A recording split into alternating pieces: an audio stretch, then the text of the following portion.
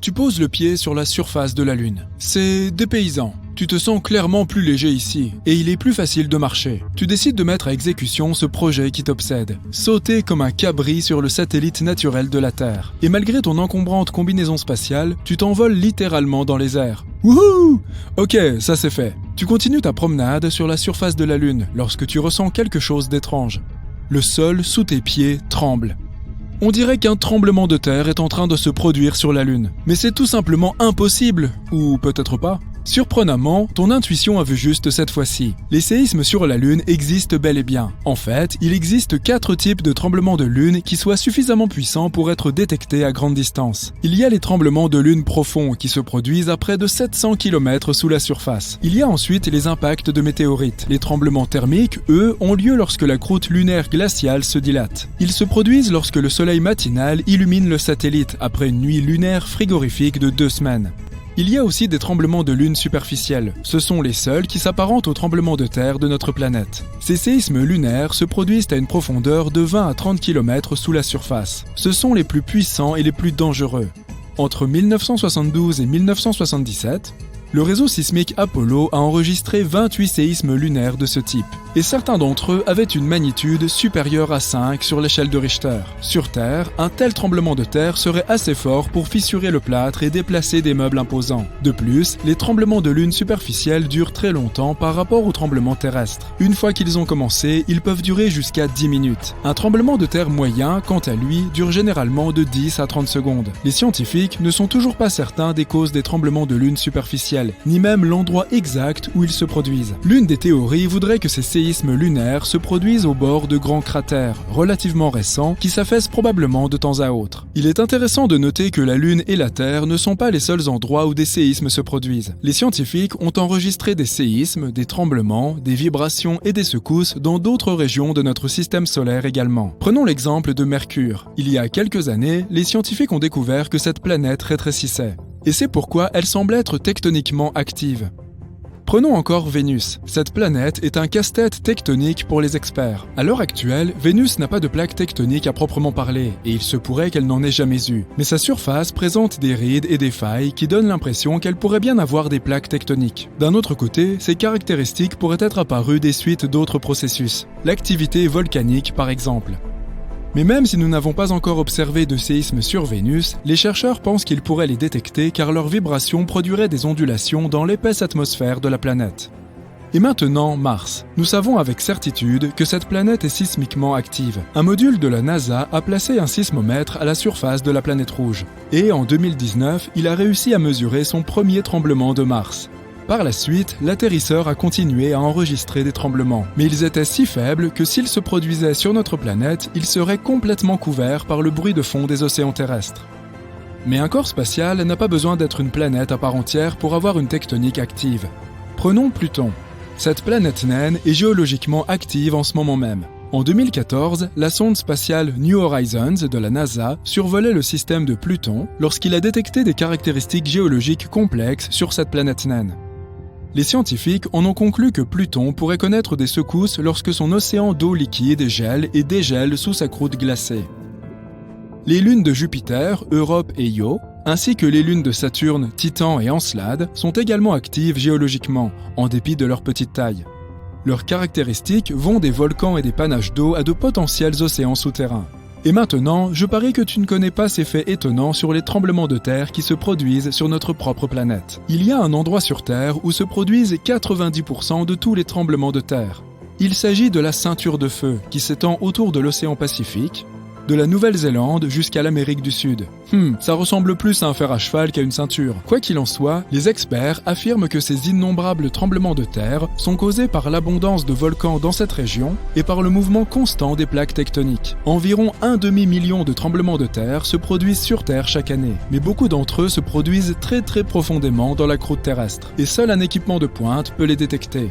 Nous ressentons environ 20% de tous ces tremblements de terre, et seulement 100 d'entre eux causent de réels dégâts. Le plus grand tremblement de terre jamais enregistré s'est produit au Chili en mai 1960. Il était d'une magnitude de 9,5 sur l'échelle de Richter et a été véritablement dévastateur. Pendant le tremblement de terre, les sismographes ont détecté et enregistré des ondes sismiques qui ont parcouru la planète entière et elles ont secoué le globe pendant plusieurs jours. Quant au tremblement de terre le plus puissant survenu aux États-Unis, il était de 9,2 et s'est produit en Alaska.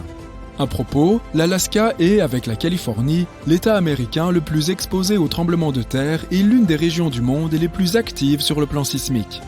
Un tremblement de terre de magnitude 7 s'y produit presque chaque année. Un mégaséisme peut en fait raccourcir la durée d'une journée pour l'ensemble de la planète. La NASA affirme que les très gros tremblements de terre peuvent déplacer l'axe de notre planète et, par conséquent, modifier la durée du jour. Bien sûr, tu ne t'en rendras pas compte puisque ce changement se mesure en microsecondes. Et qu'une microseconde, ce n'est qu'un millième de seconde. Les scientifiques pensent que le tremblement de terre de Sumatra de magnitude 9,1, qui s'est produit en 2004, a raccourci la journée de 6,8 microsecondes. Même les meilleurs spécialistes sont incapables de prédire un tremblement de terre. C'est essentiellement parce que les mécanismes qui engendrent les séismes se trouvent très profondément sous terre. Mais de nos jours, nous avons appris à calculer avec davantage de précision le moment où un tremblement de terre pourrait se produire. Les tremblements de terre peuvent être déclenchés par des éruptions volcaniques ou, à tout hasard, par des impacts de météorites. Mais la plupart d'entre eux sont causés par les mouvements des plaques tectoniques de notre planète. La surface de la Terre est constituée de 15 à 20 plaques tectoniques en mouvement constant. La pression augmente lorsqu'elle se déplace, ce qui peut entraîner la rupture de la croûte de notre planète. San Francisco se déplace en ce moment même vers Los Angeles. Et la vitesse de ce mouvement est d'environ 5 cm par an. C'est aussi rapide que la pousse de tes ongles. Cela se produit parce que les deux côtés de la faille de San Andreas, qui est une faille continentale s'étendant sur 1200 km à travers la Californie, glissent l'un sur l'autre. Ainsi, dans plusieurs millions d'années, Los Angeles et San Francisco seront voisines. Les lacs, les étangs et les canaux se réchauffent légèrement et commencent à sentir mauvais avant un tremblement de terre. Cela se produit parce que des gaz sont libérés lorsque les plaques tectoniques se déplacent. La plupart des animaux ressentent ces signes et modifient leur comportement en fonction. Ainsi, les scientifiques ont remarqué que les crapauds disparaissaient complètement avant un tremblement de terre en Italie en 2009. Mais dès que la catastrophe naturelle s'est achevée, ils sont revenus.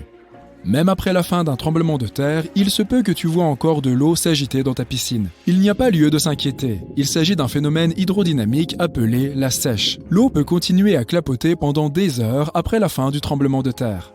La piscine de l'Université d'Arizona, par exemple, a perdu de l'eau à cause d'une sèche causée par un tremblement de terre au Mexique qui s'était produit à 1200 km de là.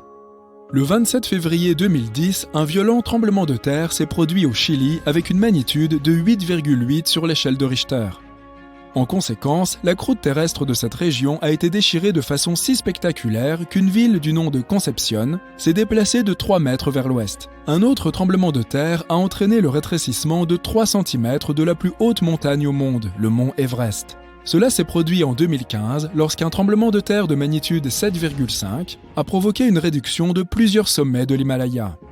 Les Japonais croyaient que les tremblements de terre étaient provoqués par le Namatsu, un poisson-chat gigantesque vivant dans la boue sous les îles japonaises.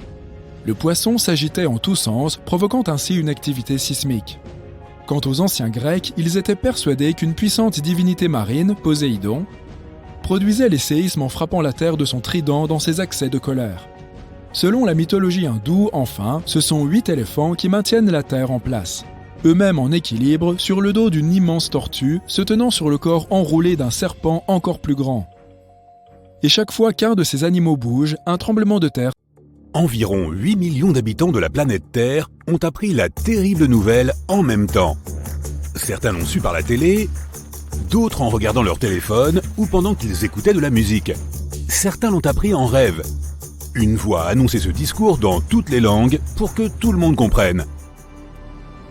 J'ai une bonne et une mauvaise nouvelle. Commençons par la mauvaise. Vous êtes tous des personnages d'une vidéo YouTube dans laquelle votre planète fait face à la cassure de la Lune en 2 morceaux. Pour les spectateurs, il s'agit d'un scénario, mais pour vous, c'est la réalité. La bonne nouvelle, c'est que... il n'y a pas de bonne nouvelle.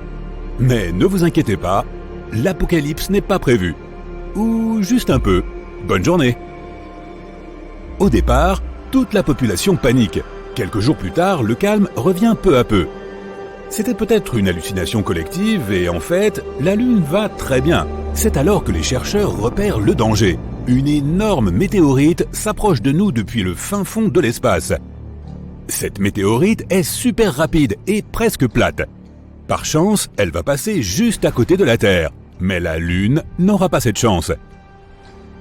La météorite va bien la frapper en plein milieu. Voilà, la météorite a divisé la Lune en deux, elle est passée à côté de notre planète et elle repart dans l'espace. Les gens ne peuvent pas détourner leur regard du ciel. La Lune est parfaitement coupée en deux. C'était rapide et indolore. Mais qu'est-ce qu'on va faire maintenant? Est-ce que la Terre va survivre? Notre satellite est divisé en deux parties égales, mais heureusement, elle reste collée. L'importante gravité de la Lune agit comme un aimant. Les chercheurs sont convaincus que les deux morceaux se recolleront dans quelques millions d'années et que la Lune redeviendra exactement comme elle était. Mais le plus cool, c'est que personne ne remarque aucune différence. La voix s'est trompée. Mais voilà qu'un autre problème surgit. Une énorme météorite en forme de chaussure arrive vers nous. Elle entre dans le système solaire et s'approche rapidement de la Terre. La botte spatiale heurte une moitié de Lune et poursuit sa trajectoire. Maintenant, il ne reste vraiment qu'une demi-lune dans le ciel. La première moitié est là où elle a toujours été. La seconde moitié se dirige vers la Terre. Une pluie de météores s'abat sur Terre à cause des fragments de Lune. Mais tout compte fait, tout va bien.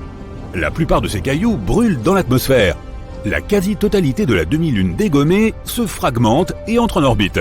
Un anneau de roche se forme et maintenant, la Terre est comme Saturne.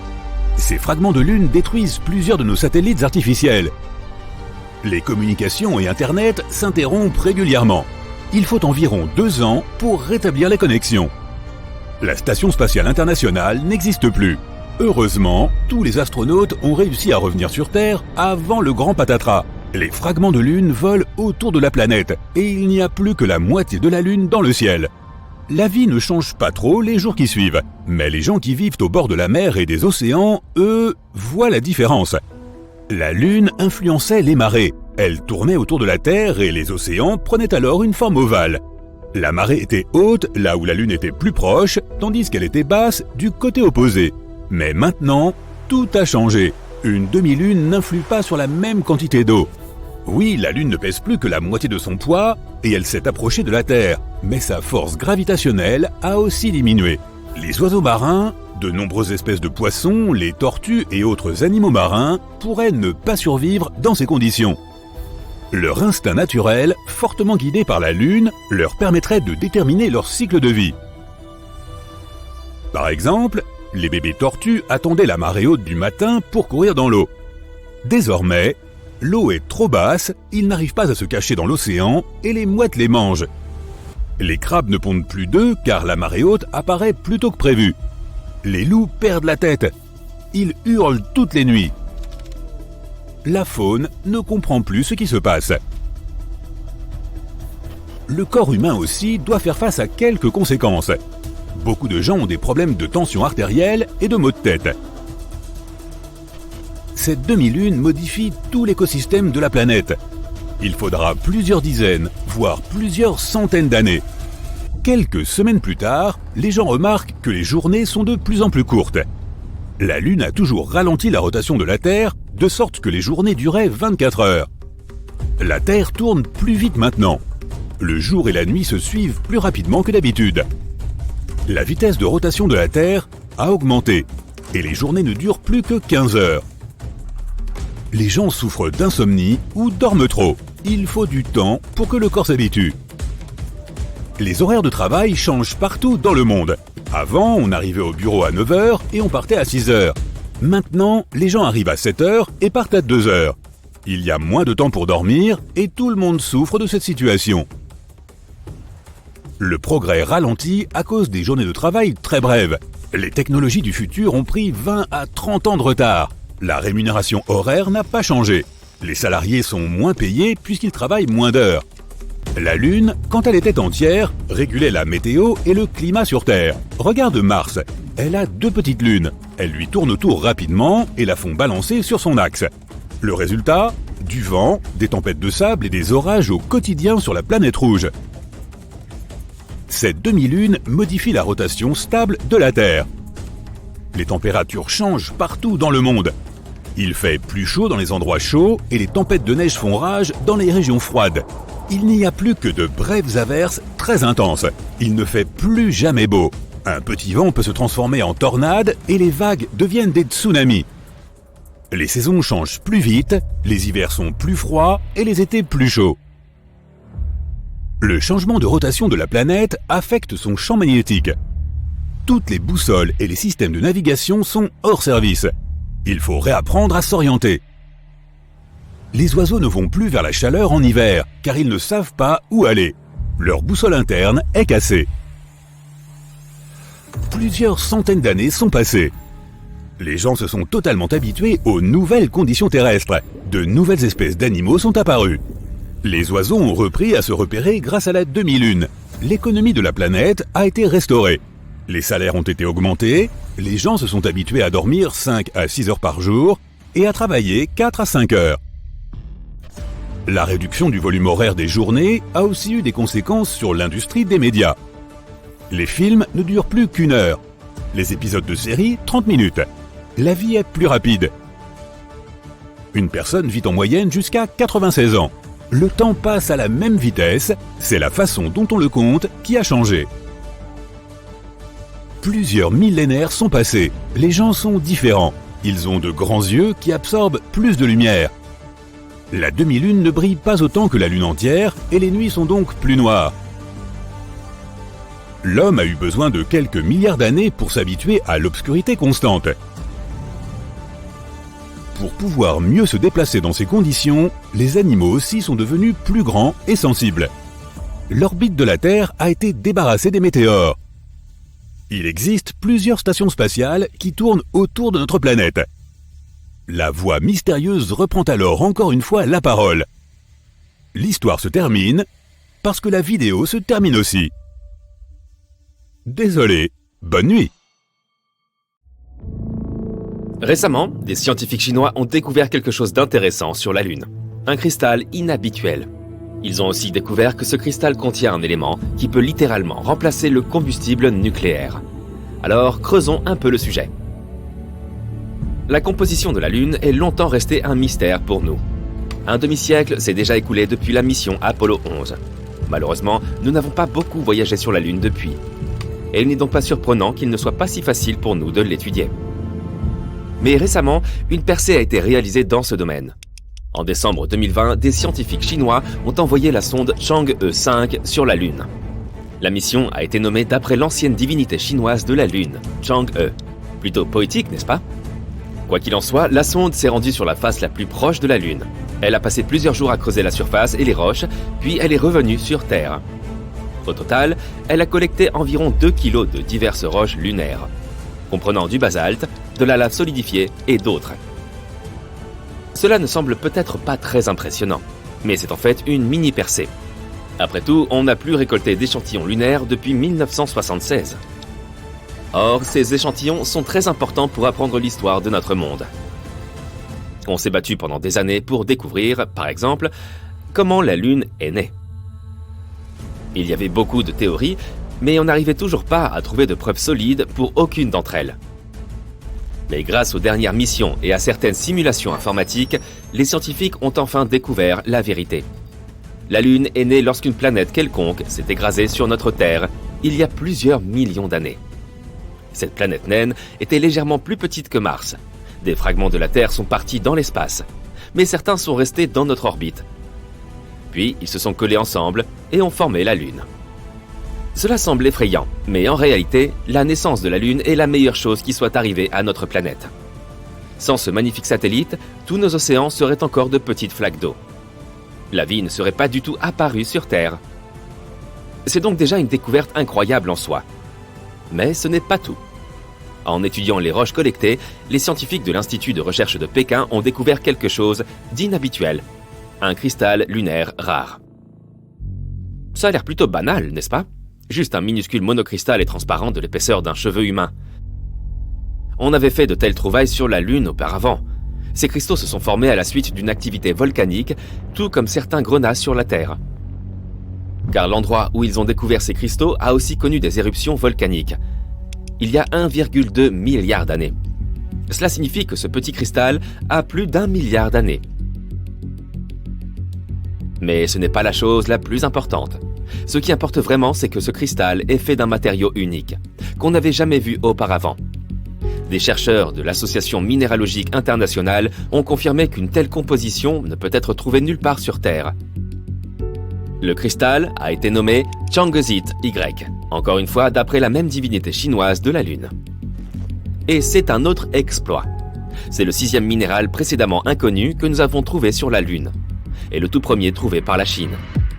Elle est maintenant devenue le 3e pays au monde à faire une telle découverte lunaire.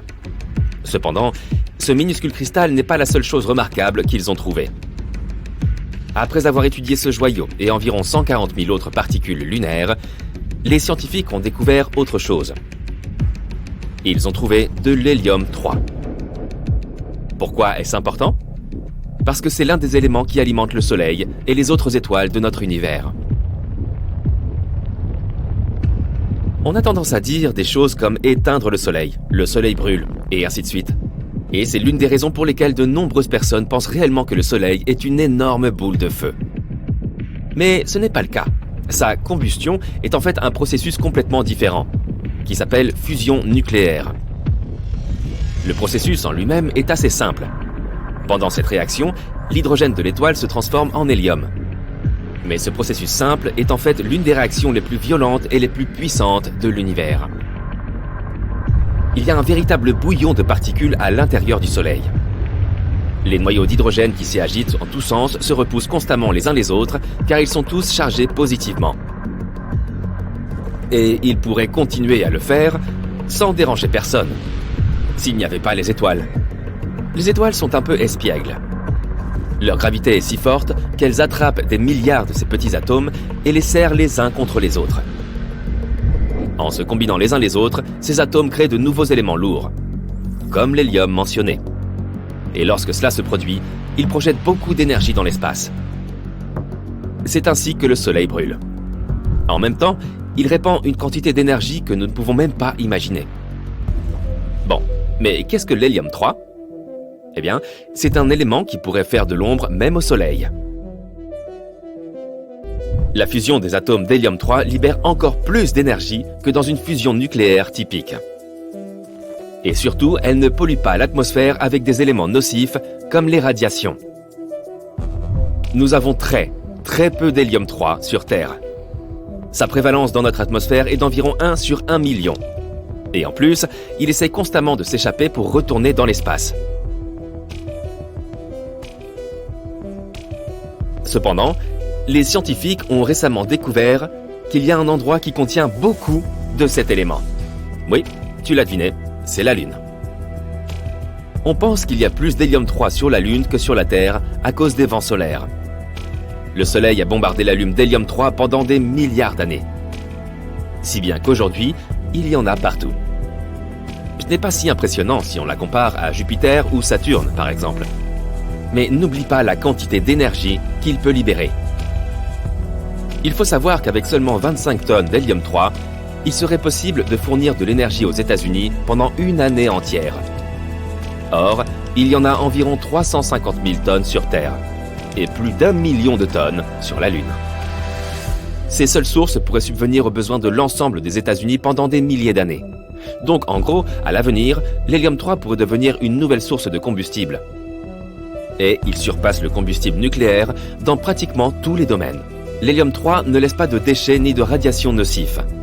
Il est plus puissant et pas si dangereux. En d'autres termes, cette énergie écologique et efficace pourrait être une révolution pour notre planète. Mais alors, qu'est-ce qu'on attend ? Il y a un petit hic. Malheureusement, on n'a encore rien trouvé d'aussi puissant et chaud que les étoiles. Or, pour utiliser l'hélium-3, on a besoin de température et de pression démentes. Il nous faut un réacteur thermonucléaire, et on n'a aucune idée de comment le construire pour l'instant. Et même si on pouvait le chauffer à de telles températures et obtenir la pression nécessaire, on ne sait toujours pas vraiment comment manipuler l'hélium-3 correctement. Par conséquent, même si on a une quantité infinie d'hélium-3, on ne pourra toujours pas l'utiliser. Mais il y a un élément potentiel derrière l'hélium-3, que plusieurs pays ont déjà commencé une course aux ressources lunaires. Et maintenant que Chang'e 5 a découvert un nouveau gisement d'hélium-3 sur la face la plus proche de la Lune, cette course pourrait devenir mondiale. Par exemple, la Chine prévoit déjà une nouvelle mission lunaire en 2024, Chang'e 6. Pendant cette mission, les Chinois veulent collecter les premiers échantillons de la face cachée de la Lune. Comme tu peux le voir, trouver ce cristal lunaire était très important pour nous. Ces cristaux peuvent nous aider à trouver de nouvelles façons de créer de l'hélium-3. Et si on y parvient, l'humanité entrera dans une nouvelle ère. Mais pour y parvenir, on doit encore résoudre un certain nombre de problèmes. Comment livrer un tas de ces cristaux lunaires sur Terre? Comment leur faire produire de l'énergie? Et ainsi de suite. Espérons qu'à l'avenir, ces problèmes seront résolus et qu'on trouvera un moyen de produire une énergie propre, sûre et illimitée.